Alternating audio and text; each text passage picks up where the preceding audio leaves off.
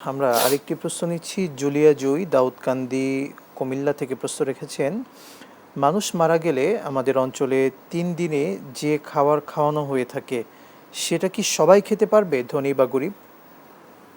মৃত্যু মানুষের 3 দিন, 7 দিন, 41 দিনের দিন যে আয়োজনটা করে, এটা শরীয়তে এর কোনো অস্তিত্ব নাই। এটার শরীয়তের কোথাও কোনো খুঁজে পাওয়া যাবে না। তবে মৃত্যু ব্যক্তিদের নামে গরিব, এতিম, মিসকিন, ধনী, গরিব, আত্মীয় সবাইকে খাওয়ানো যেতে পারে। কারণ রসুল্লাহ সাল্লাহ সাল্লামের কাছে জিজ্ঞাসা করেছিল, ইয়া রসুল্লাহ, ইসলাম আইউল ইসলাম খৈরুন, ইসলামের মধ্যে সবচেয়ে উত্তম কাজ কোনটি? করা তোয়ামুত আম, একটা প্রথমেই বলছে মানুষকে খাওয়ানো। এখানে শুধু গরিব না, এতিম না, আপনি যে কাউকে খাওয়ালে রসুল মাহমুদ সাল্লাহ সাল্লাম বলেছেন মানুষকে খাওয়ালে তার আত্মা তৃপ্তি পায়, আর ওইটি হচ্ছে বড় দোয়া। তো সুতরাং আপনি খাওয়াতে পারেন, তবে অভাবীদেরকে খাওয়াবেন, এটা প্রাধান্য। কিন্তু যেভাবে আমাদের সমাজে আছে 3 দিনেই করতে হবে, 7 দিনেই করতে হবে বা 40-এ করতে হবে, এটা কিন্তু ইসলাম সমর্থন করে না। স্পষ্ট করে নাই, নাই সেহেতু আমরা বিনয়ের সাথে বলবো এই কাজটা আপনারা কেউ করবেন না। আমরা মূল টপিকে একটু শুনতে চাচ্ছি।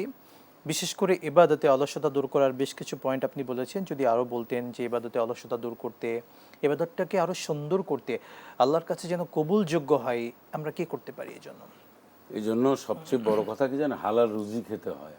হালাল রুজি এবং ইসলাম সম্পর্কে একটা সুন্দর ধারণা, মৃত্যুর পরে চিন্তা চেতনা, এইগুলি করলে পরে মানুষের মধ্যে এমন একটা জিনিস কাজ করে যে আমি ইবাদতবন্দি করব।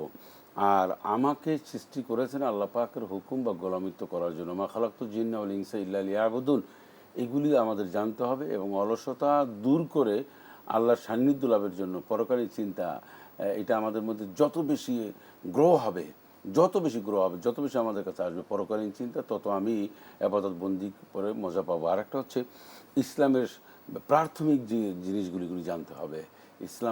ইসলাম সম্পর্কে জানলে পরে ইসলামের প্রতি আমরা আকৃষ্ট আরও বেশি হব। এই আকৃষ্ট হলেই আমরা ভালো ভালো ইবাদতবন্দি করতে আমরা অভ্যস্ত হব।